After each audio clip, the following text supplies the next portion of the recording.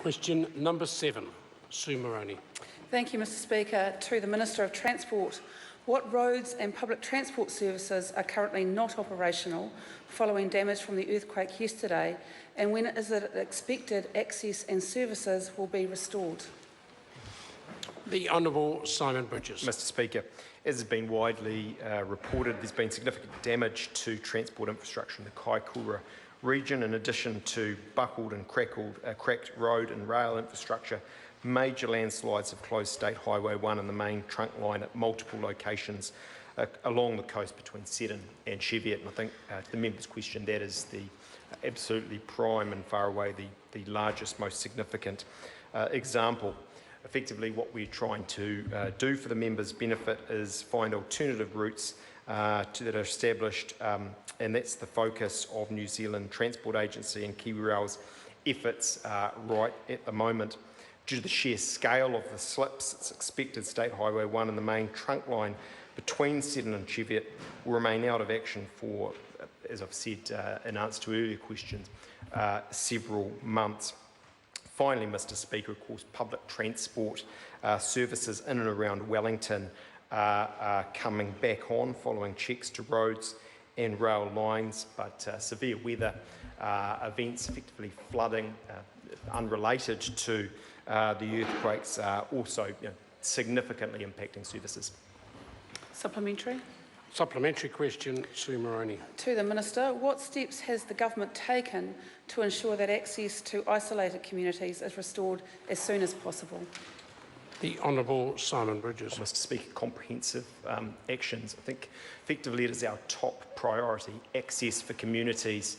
And what that means is going around and systematically really checking, inspecting the roads. State Highway 7, I've mentioned earlier today, 7A into Hamner, and really the prime and most important example at the moment to get that access for freight and for people into Kaikoura is Old State Highway 70.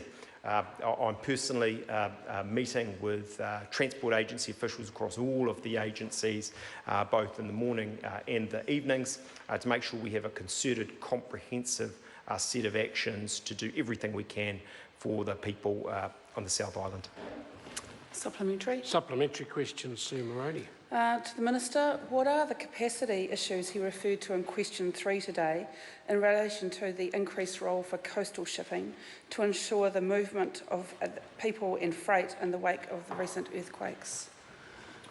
The Speaker. Honourable Simon Bridges. Broadly speaking, in relation to capacity, I'll simply say that we're at peak season, and we're coming into peak season with significant population in Canterbury.